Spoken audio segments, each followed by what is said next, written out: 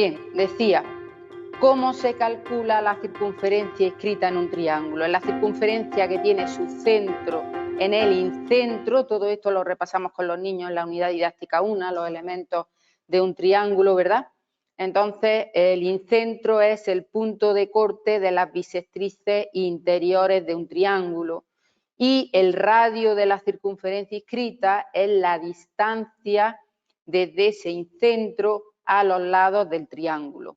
Bien, pues cuando los alumnos ya conocen todo esto, como veremos en la unidad didáctica 1 y 2, dado un triángulo cualquiera, como decía antes, vamos a dibujar la circunferencia inscrita, vamos a dibujar el incentro, los alumnos trazarían las bisectrices, yo la estoy haciendo ahí con GeoGebra, ¿verdad? B1, B2, el incentro es el punto de corte de las bisectrices y si trazamos la circunferencia inscrita, esa circunferencia es tangente, ahí lo tenéis ahora en la pantalla, y se unen por un segmento con los puntos medios de los lados opuestos. Demuestre que el cuadrilátero y el triángulo más grande que se han formado tienen igual área. Bien, yo voy primero a contar lo que vamos a hacer y luego vamos a detallarlo en la resolución. Una de las cosas que nos caracteriza, ¿verdad? Como he dicho antes, el título no viene en las oposiciones, no vaya más grano, pero nosotros lo clasificamos así para cuando vayamos a repasar. Y como digo, lo que nos caracteriza por encima de todo es también las explicaciones que damos al problema, ¿verdad? Entonces, ¿qué vamos a hacer? Todo el mundo lo habrá copiado, me imagino, y si no, le habrá hecho una foto, ¿verdad? Voy a quitar el título. Entonces, vamos a verlo sobre el dibujo y yo ahora después lo dicto, ¿vale? Pintamos un triángulo cualquiera. Nosotros luego con los alumnos lo llamo siempre ABD, pero aquí no hay ningún problema. Dice que elegimos dos de los tres vértices. Yo ahí, por ejemplo, he elegido el A y el B, puntos medios de los lados opuestos, ¿verdad? Y lo que dice realmente es que unimos los vértices con esos puntos medios. Yo ahí he pintado cómo se llaman esos segmentos, lo estudiamos con los niños, aunque no lo dice ahí, el baricentro, sabemos ya lo que lo hemos estudiado, es el punto de corte, el centro de gravedad de la figura, se suele denotar con una G, ¿verdad? Y es el punto donde se cortan las medianas de un triángulo. La mediana es la recta, el segmento o la recta soporte que une un vértice con el punto medio del lado opuesto. Y como digo, en el enunciado ese sería el baricentro, utilizo la notación G, que es la usual, y de lo que me habla realmente el problema es de estos segmentos que estoy remarcando más, ¿vale? ¿Y qué es lo que vamos a demostrar? Vamos a demostrar que el cuadrilátero, ¿de qué cuadrilátero me está hablando? Del cuadrilátero C, B', G, A', me dice que demuestre que ese cuadrilátero y el triángulo más grande, pues ahí en mi dibujo el más grande es el AGB, ¿verdad? Que ese cuadrilátero y ese triángulo que se han formado tienen igual área. Bien, pues eso es lo que nos disponemos a demostrar, ¿vale? Entonces, ¿cómo lo voy a hacer? Esto es lo que voy a contar y después lo vamos a ir copiando, pero primero me seguí. Lo que voy a hacer es, evidentemente, muchos de los problemas, y ya muchos lo sabéis, que trabajamos son con triángulos. Si yo tengo aquí un triángulo y aquí un cuadrilátero y yo lo que manejo son los triángulos, tengo ahí dos medianas, ¿qué voy a hacer yo en el problema? Ahora después lo dicto. Yo voy a trazar la otra mediana, que es la que acabo de trazar ahí, con lo cual el triángulo inicial queda dividido en ¿qué? En 1, 2, 3, 4, 5 y 6 triángulos, ¿vale? Esos 6 triángulos voy a demostrar que tienen el mismo área. Cuando yo demuestre que esos triángulos tienen el mismo área, resulta que el triángulo este, el triángulo ABG rayado aquí de rosa, tiene dos triangulitos dentro y el cuadrilátero tiene otros dos triangulitos dentro, con lo cual habré demostrado, ¿verdad?, que las dos figuras tienen el mismo área. En eso es en lo que vamos a basar el problema, ¿de acuerdo? Muy bien. Vamos a ver lo primero de todo que hacemos nosotros cara a los problemas. Nosotros según la comunidad donde nos presentemos, por ejemplo, ya lo he comentado, Madrid ahora mismo son 4 a hacer 4, Andalucía son 6 a elegir 3. Por lo tanto, si tuviésemos que elegir, no en el caso de Madrid, pero sí en el caso, por ejemplo, de Andalucía y otras comunidades autónomas, lo primero de todo es ver qué sabemos nosotros de esto. La clave del problema es que nos dice ese polinomio, y todo el mundo vemos, de cuarto grado, donde dice que todos los coeficientes son reales. Esa es la clave del problema. Afirma que todos los coeficientes son reales. Por lo tanto, A y B, es decir, 1 menos 8 y 14 está claro, ¿verdad? Y A y B son números reales. Pero si un polinomio tiene todos los coeficientes reales y es de grado par, puede tener o no tener raíces reales. En caso de que tenga raíces reales, tema 13. Un polinomio se descompone en forma única, que es lo que voy a hacer, en función de sus raíces, pero además de eso, un polinomio de grado n, aunque la formulación es otra, que los antiguos alumnos lo saben y ya lo repetiré a principio de curso cuando nos toque problemas de este tipo, todo polinomio de grado n tiene n raíces en el campo complejo. Tiene n raíces en el campo complejo. Como todos los coeficientes son reales, también hay que saber otra cosa. Y es que si presenta raíces complejas, nadie está diciendo que las presente. Si presentase raíces complejas, entonces tienen que presentar una raíz y su conjugada. Es decir, si una raíz es A más BI, la otra raíz es A menos BI. No pongamos como no pongamos. ¿Va bien? Por lo tanto, si tuviera 4 raíces reales, tendría 2 raíces, ¿verdad?, conjugadas y otras 2 conjugadas. Pero nadie puede afirmar a priori que tenga 4 raíces complejas. ¿Va bien? Estupendo. Tampoco podemos afirmar que tenga 4 reales. Obviamente, si tuviera 4 reales, es que la función f de x, con esta misma expresión, un polinomio no es una función. Un polinomio, estrictamente hablando, es un vector, pero eso ya más adelante. Entonces, si fuera una función f de x igual a esta gaita, entonces esa función corta en 4 puntos, en caso de que tuviera 4 raíces reales, corta en 4 puntos al eje de las x, ¿verdad? Estupendo. Naturalmente, en un examen, si nos dijeran represente usted f de x igual a esto, no podemos pensar que tiene 4 puntos de corte, ni muchísimo menos. Esa es otra historia, que va por donde yo voy a hacer el problema. Este problema sirve para muchísimos más problemas y por eso va a haber una introducción teórica al problema. ¿Va bien? Vale. Entonces, nosotros nos encontramos con un polinomio. Pequeño detalle, y es que yo los polinomios, por ejemplo, en el tema 13, en el tema 14, el tema 13 es polinomios, el tema 14 son aproximación de raíces, normalmente aproximación de ecuaciones polinómicas, porque hay una serie de teoremas fundamentales, entonces yo los polinomios los escribo siempre con mayúscula. Un día explicaré por qué no se deben de escribir con minúscula, pero mucha gente lo hace con minúscula, como el que ha puesto el problema. Muy bien. Por lo tanto, volvemos y hacemos ya el problema. Determine A y B para que las raíces del polinomio con coeficientes reales fulanito de tal estén en progresión aritmética, halle dichas raíces. Para hacer el problema necesitamos las fórmulas de Cardano, ¿verdad? Necesitamos las fórmulas de Cardano-Vieta. En vez de deciros cuáles son las fórmulas, las vamos a demostrar y así lo sabréis hacer para todo polinomio de grado n. Para todo polinomio de grado n.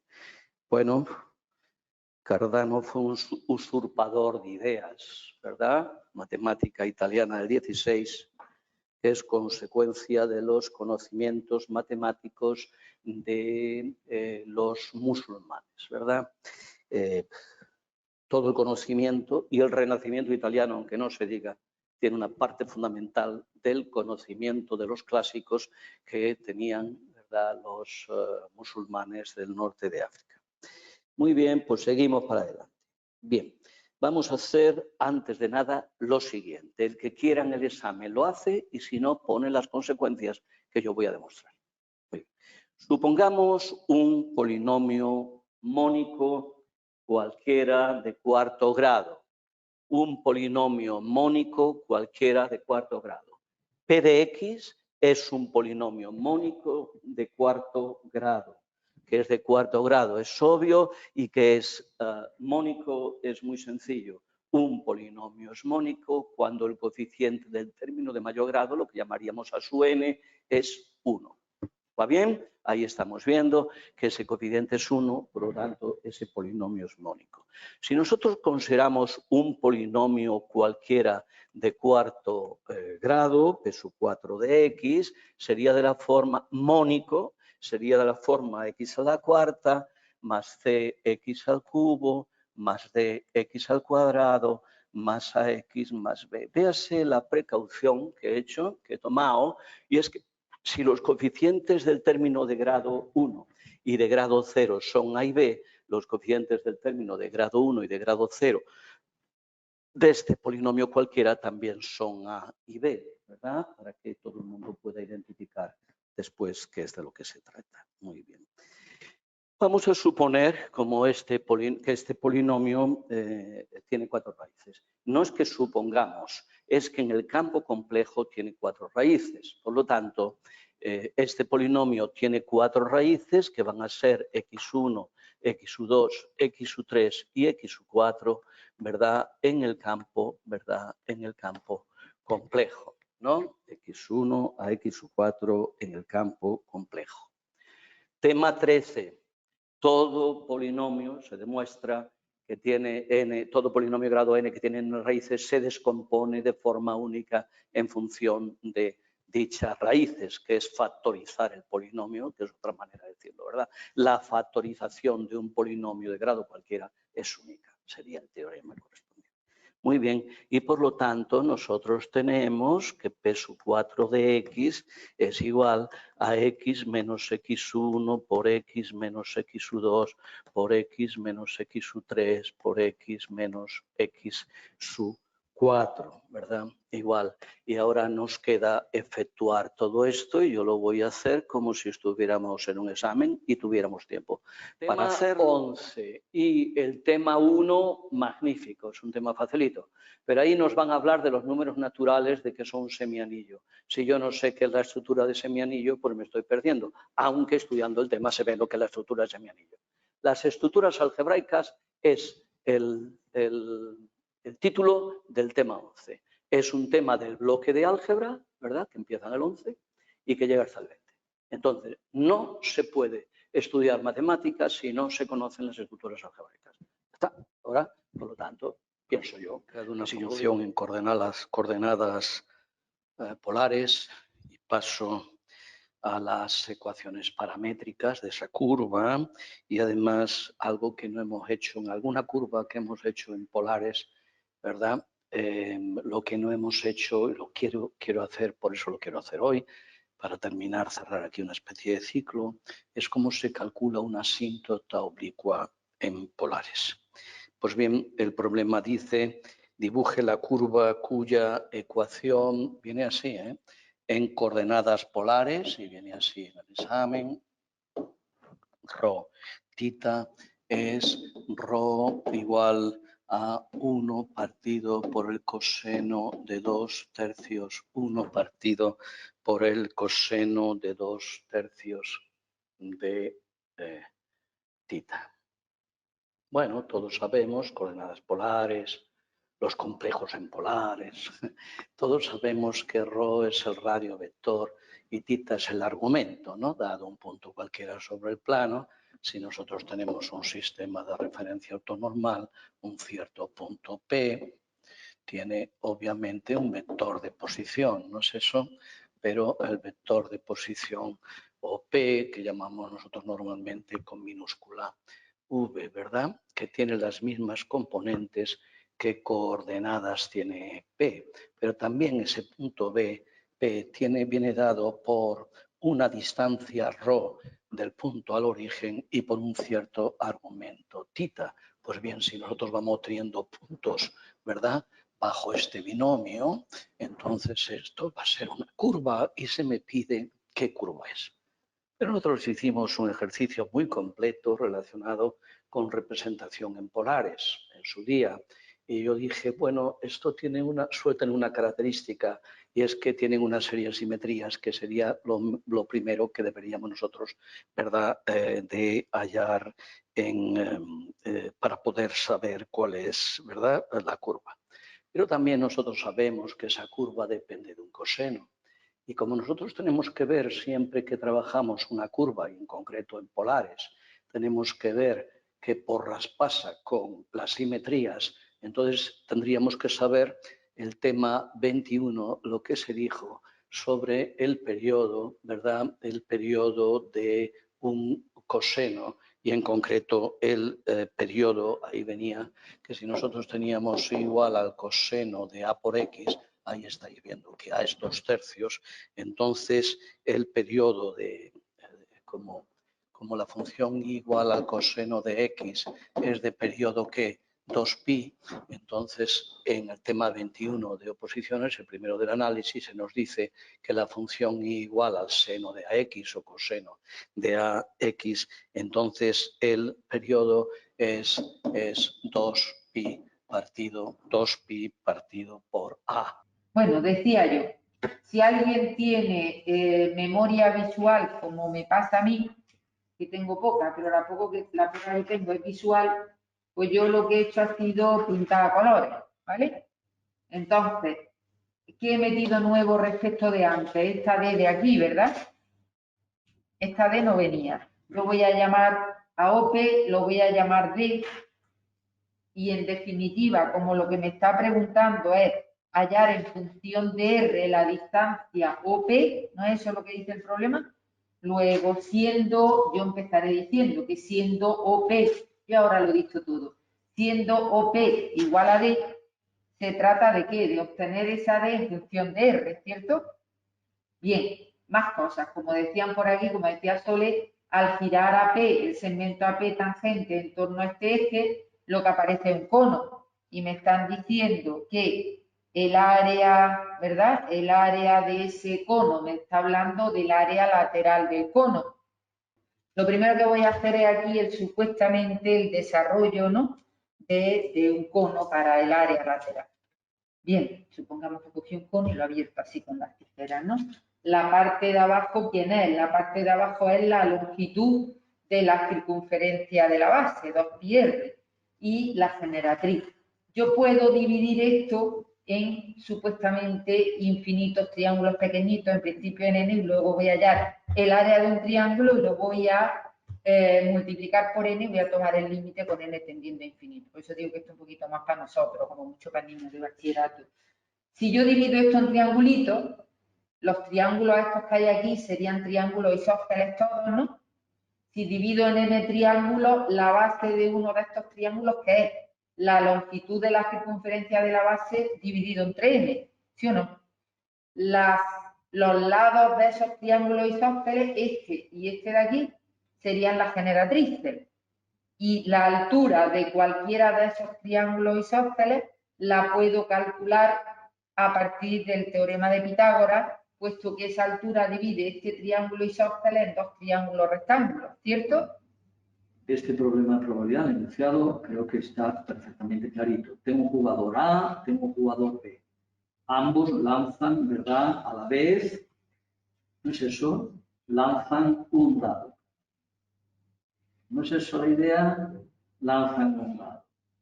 Si Pepito saca 6, gana. Si Margarita saca 6 en esa tirada, gana.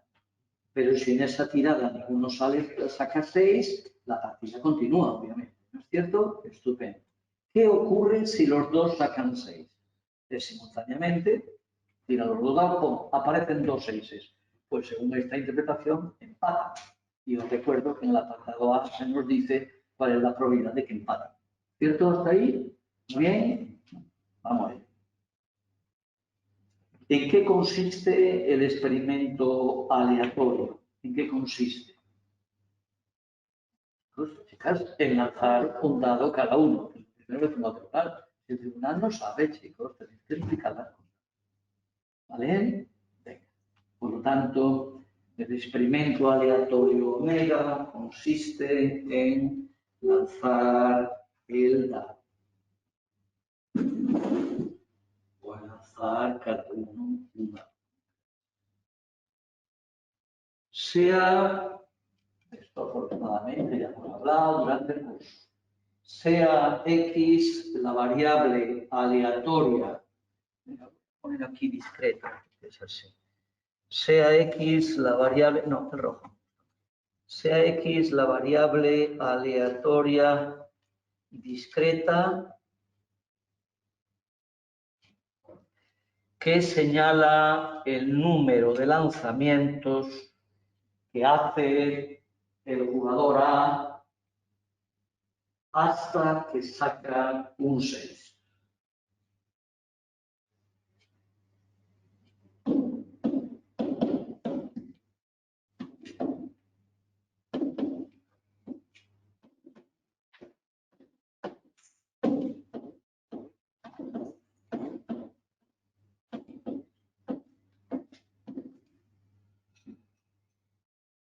¿Va bien? Obviamente, ¿quién será ahí? Pues uno lo puede poner, ¿no? Sea ahí una variable aleatoria discreta que indica el número de lanzamientos del jugador B hasta sacar 6.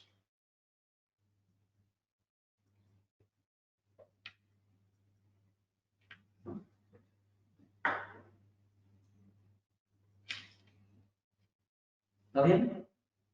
Nos vamos a fijar, por ejemplo, en la variable aleatoria X que está referido a quién?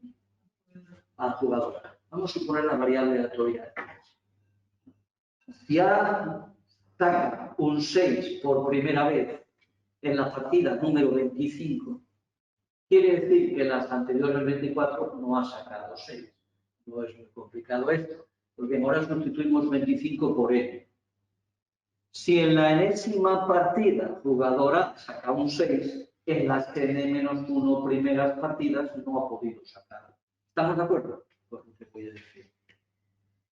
Si en el enésimo lanzamiento se obtiene un 6, si en el enésimo lanzamiento se obtiene un 6, quiere decir que en los N-1, ¿verdad? Paréntesis, en los N-1 lanzamientos anteriores no se ha obtenido 6.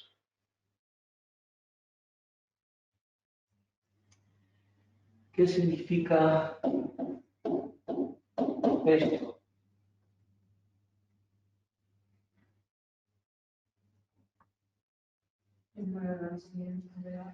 Número de lanzamientos de hasta sacar 6. ¿Qué significa esto? Que A ha obtenido 6 ¿en qué? En la enésima partida.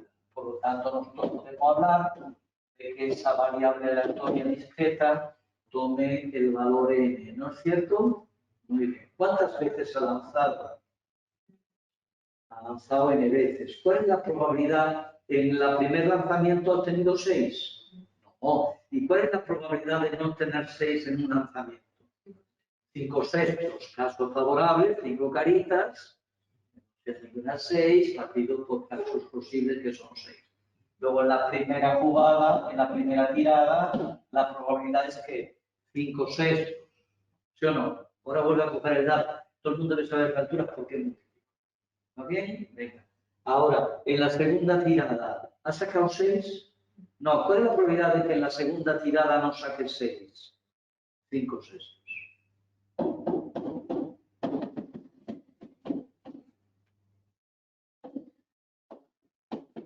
¿Cuántas veces 5 sextos? N menos una vez, ¿sí o no? ¿Cuál es la probabilidad de que en la enésima tirada, saque el jugador a 6? ¿Cuál es la probabilidad? Un sexto. Por un sexto. Lo acabamos de hallar la probabilidad, ¿no? De que la variable aleatoria referida al jugador A tome el valor N. 25, 32, 48, 1.